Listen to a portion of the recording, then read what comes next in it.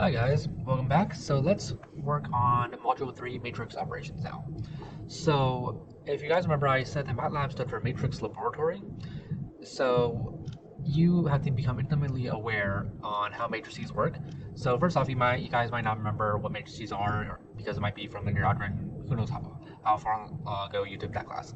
So let's first do a quick refresher on what a matrix is. Now, all a matrix is a combination or an array that holds numbers in a fixed series of rows and columns. Each position in this matrix is called an element, and you can have a specific location for every spot of this matrix. So if you look over here, we have this A matrix, and it's a simple 3 by 3 matrix. So the first number here is the number of rows, the second one is the number of columns. So 3 rows, 3 columns. And you can see here 1, 2, 3, and then 1, 2, 3. And each element of this matrix has this very specific location. So for example, element 9 is the third row, second column. So if you wanted to access this element right here, you just say 3, 2 is 9. Likewise, let's say you want to access this 20.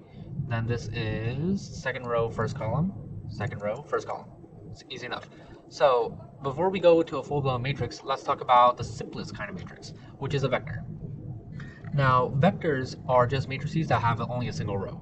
So you can have either what's called a row vector, where it's one row but multiple columns, or you can have a column vector, which is one column but multiple rows. And in Matlab, the way you make them is you just define the variable you want and separate them with commas. So let's switch over to Matlab now, and I'll do some demonstrations. All right. So first off, if you guys want to make a row vector, let's say RV, always start with an open bracket and then type in your numbers. Now you can either type them as is, so 1, 4, 5, let's say, and this will give you a row vector. And if you look over here, the size is 1 row by 3 columns, so it's verified here. But you can also make them if you separate them with commas instead. It's really a matter of preference which one you go, but both are applicable.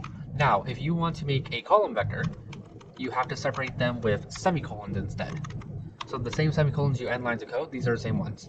Now let's call this CV for column vector. Press enter. You can see here, now this is a single column vector. And if we look over here, for this CV variable, the size is 3 rows, 1 column, hence column vector. So how do you actually make a full matrix using this information? Well, if you want to make a matrix, let's say A, you start off by writing the first row, and the way you write a single row is the same thing as you did over here for the row vector, 1, 4, 5 or something. But let's just do simple 1, 2, 3. So 1, 2, 3, and now we want to go to the second row. So in order to do that, we use a semicolon. Similar to how to make a column vector, we use a semicolon to go to the next row. Exact same thing here. One is applicable to the other. So 1, 2, 3, then 4, 5, 6. And then go down to the next row, and then 7, 8, 9, and then don't forget to close bracket, press enter, and now you have a nice little 3 by 3 matrix.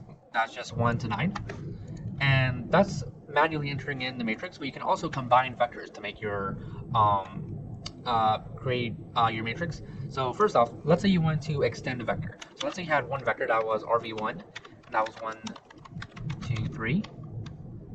And you had a second vector, RV2, and that was 4, 5, 6. And this time I didn't separate them with commas just so you guys can get used to both ways. And let's say you want to combine both these vectors together. You can have a third vector, RV3, let's say. That is the first vector, RV1, space, or comma, RV2. And you can, in your mind, literally just replace RV1 with this vector and RV2 with this vector. And you should just get the total of them being combined. And likewise, if I did the same for column vectors, it would work as well. Now, one thing I want to note is how do you go from a column vector to a row vector? So if we had our row vector, let's say, which was RV 1, 4, 5, how do I make this a column vector without having to rewrite it? You do that using what's called the transpose symbol. And the transpose also comes from linear algebra, if you guys remember. And the transpose symbol is the same as the apostrophe symbol. It's right next to the enter key on your keyboard, and next to the semicolon key. And it looks like this, a single little quote. And so the way you do it is you can do, for example, RV, and then transpose. And what this does is it will transpose your matrix. So every row will become a column, and every column will become a row. So RV is 1, 4, 5. The transpose of it is 1, 4, 5, but now a column vector instead. Likewise, if you had your A matrix, if we want to transpose this and flip it essentially, A transpose looks like this. So 1, 2, 3 as a row vector became 1, 2, 3 as a column vector. It's a very useful notation to know. So next thing, I'm sure you guys can imagine that creating these matrices and vectors can be a bit tedious. So let's say we asked you, make us a row vector that goes from 1 to, let's say, 10. Easy enough. You would just go 1, 2, 3, 4, 5, 6, 7, 8, 9, and 10. Done. If we told you to make one that goes to, let's say, 20, you could probably still do that. What if you said go to 100, 1,000, 10,000, a million? That's where it gets a bit difficult. Nobody's going to sit there and just start typing in all the numbers when you could get a single space out misplaced and then your final answer turns off completely wrong. So Matlab has ways where you can create vectors given certain properties. So the first way is how you can make regularly spaced elements. So here's a notation. You have your start, a number, then you have this colon symbol, how many steps you want to take, and then your final number. So for example, if you wanted to go make a vector that goes from 1 to 5, but have a spacing of 2, here's the notation for that. And this will give you a vector that says 1, 3, 5. If you want to likewise go from negative numbers to positive, negative 10 to 4, but with a spacing of 5, it'll go negative 10, jump 5, so it'll go negative 5, jump again, it'll go to 0, and then it'll jump again to go to 5, but you limited it at 4, so the last number is going to be 0. And likewise, you can go from 1 to 100, like we said, by just doing 1, 1, 100. So let me go quickly show you guys this. So let's say as a temp, so 1, 10, 1, and this will just give us a 1 to 10 row vector. Now by default, Matlab assumes that you want a spacing of 1. So if I had gotten rid of this 1, it would have still understood what I said. And you can also go backwards. So let's say, for example, I don't want to go 1 to 10, I want to go 10 to 1. Well, that's 10, the start value, and then a spacing of negative 1, and then go to 0, let's say. And it works just the same. Now, this is one way you can make these little vectors. Another way you can do it is using a function. So this function is called the linspace function. Now, the linspace function also creates these space vectors for you, but it's a bit more versatile in that it gives you a linearly spaced vector. So you give it the start value, the end value, and then how many elements you want this vector to have. And the algorithm, or Matlab itself, just figures out how to actually space everything so it's nice and even. So let's go ahead and do an example. So let's say we want to make linspace, and let's say we're going to go from 0 to 10, and I want, let's say, 10 digits. Because we're including 0, it's going to split 0 to 10 evenly, so that's why I get this strange 1, 1, 1, 2, 2, 2, 3, 3. If we had asked for 11 values, then it would go 0 to 10. But what if we wanted even more values between the 0 to 10? Let's say, I don't know, 100 values. It would have given us a nice linearly spaced vector going from 0 to 10, but have 100 values. So you can interchangeably use either linspace or standard vector notation. It's really a matter of preference, but they're both useful to know beforehand. Now, the last thing I want to cover is how you can combine vectors to make a matrix. So if you had a vector, let's say 1, 2, 3, then you had a second vector, 4, 5, 6, and you had a third vector, let's say 7, 8, 9, just to keep things consistent, and you want to combine all of these into a single matrix, you would say A is equal to the first vector, A, then you have to go to the next row, and you B, and then you want to go to the next row as well, and C. Now you have to make sure they're all the same length, because remember, matrices have to have, all rows in the matrices have to match the number of rows that the rest of them have. Otherwise, you'll have empty spots in a matrix that doesn't make much sense. And you can get the classic matrix that we were working with later, beforehand. And I think that does it for introduction to matrices and vectors. So in the next video, I'll tell you guys how to do matrix handling. See you guys then.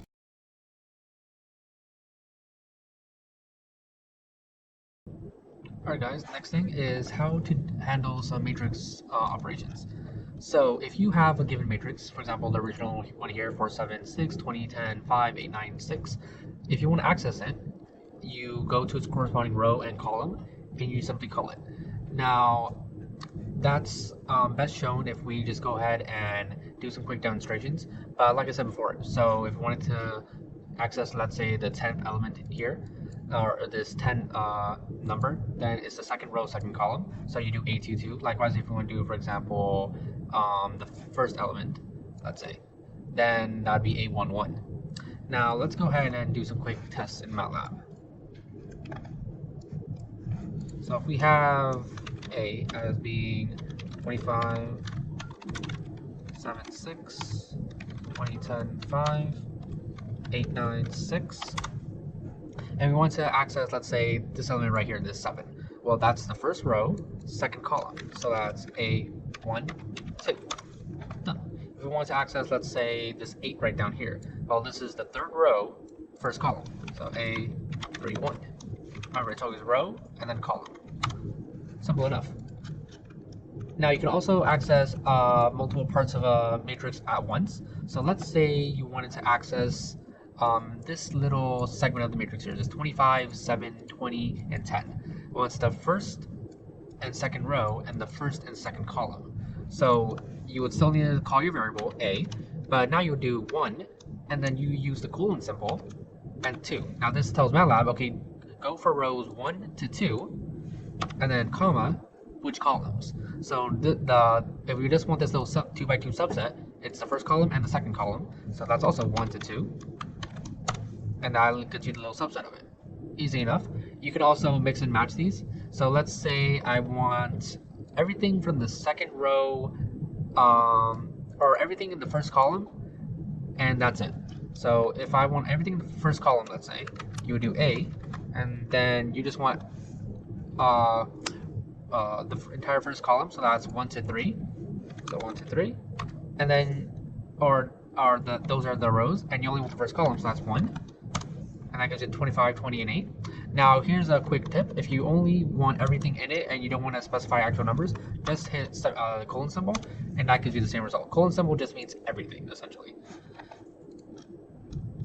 Now, because these are matrices, chances are you're going to want to do some math operations on them. So the simplest one you can do is addition and subtraction. So if you have A as, let's say, 2, 3, and then negative 4, 4, and then you had B, which was 4, 3, 5, and 2.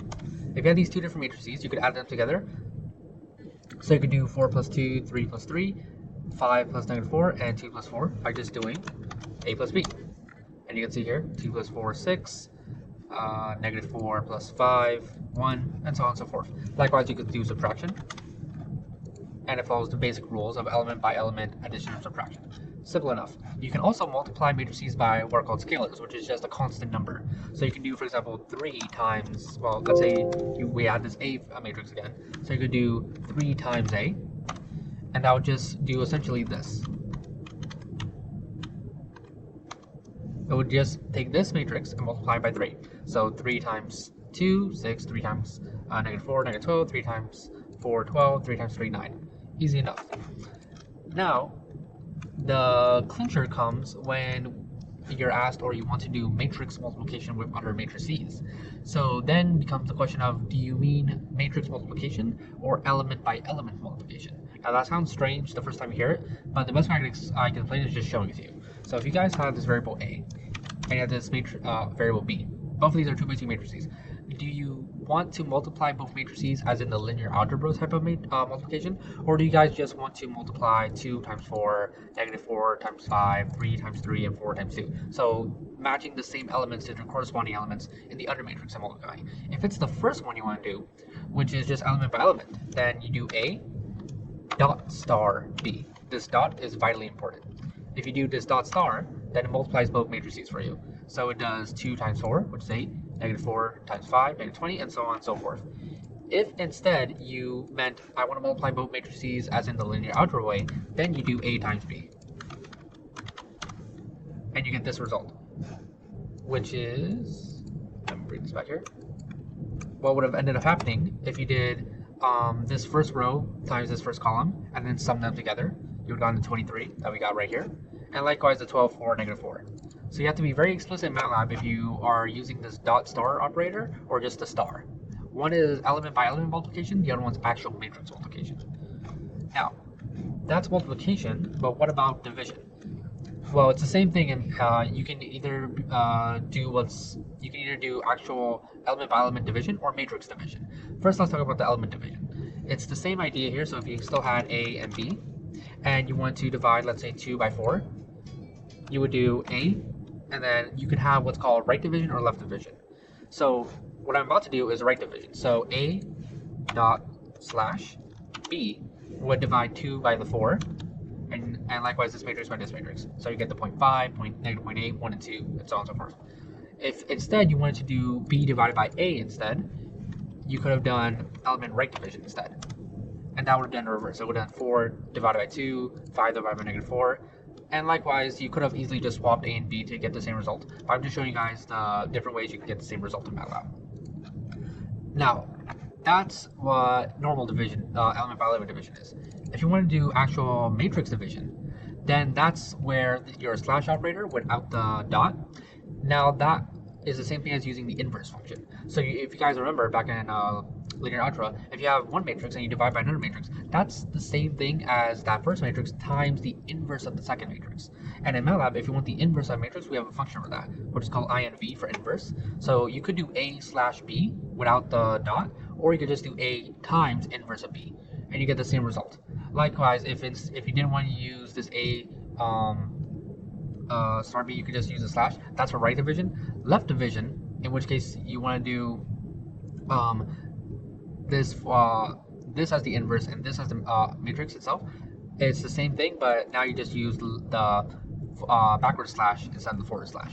But this isn't used that much as this A inverse B is, but they both have their uses depending on which one you want. And that is a quick overview of all the normal ways you can do element by element matrix operations. And I think that does it. So next video, I will be showing you some interesting Matlab handling functions which make dealing with matrices much easier. See you guys then.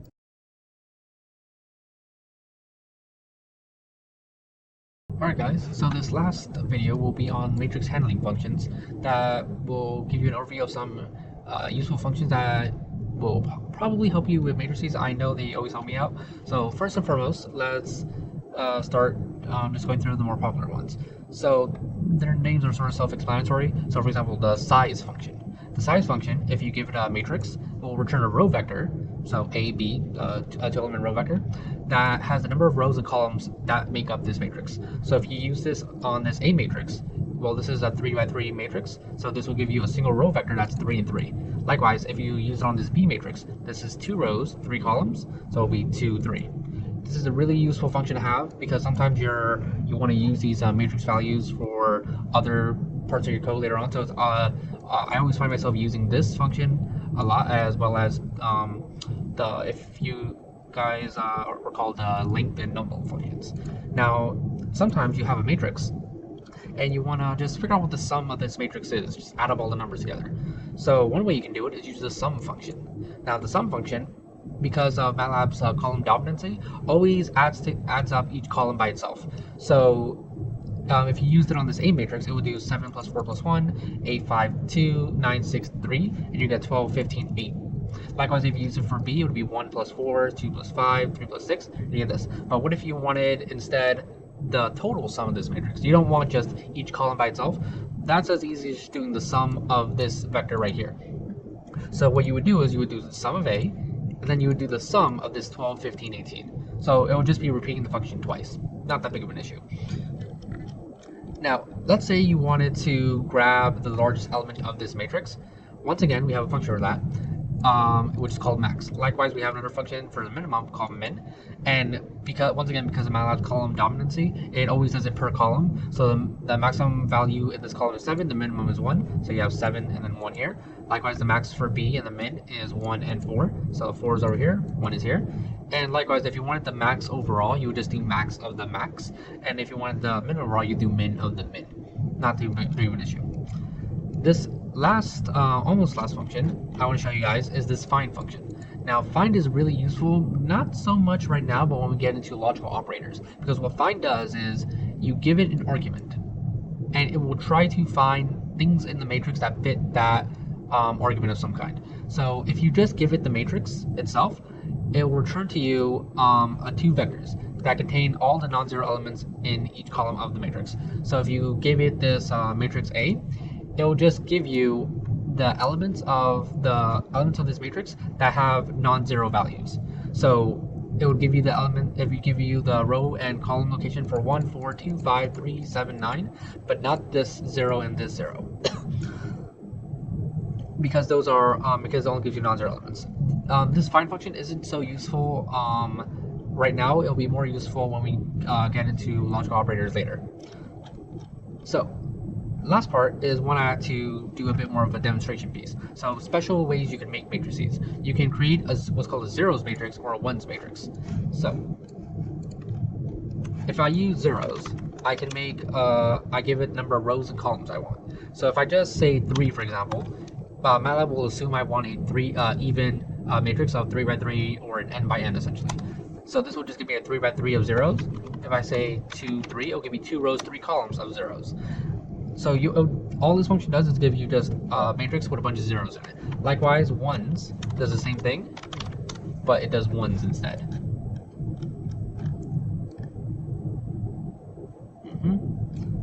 And the last one I want to talk about is I. Now, I is interesting in that it gives you also gives you a matrix, but it makes sure that along the diagonal there are ones. And this is useful if you want to, for example, do like the identity of a matrix or something. So this will just give you a matrix given a certain size. You can also give it rows and columns, and along the diagonals will be ones.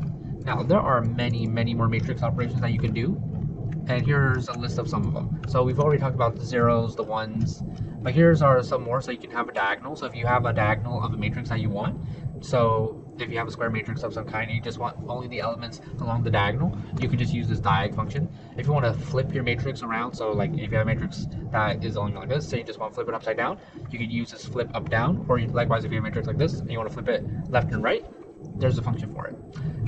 But they're less used in common everyday practice, but I just want you guys to know that they exist. Now I think that does it for the special matrix functions. So I'll see you guys in the next video. Bye.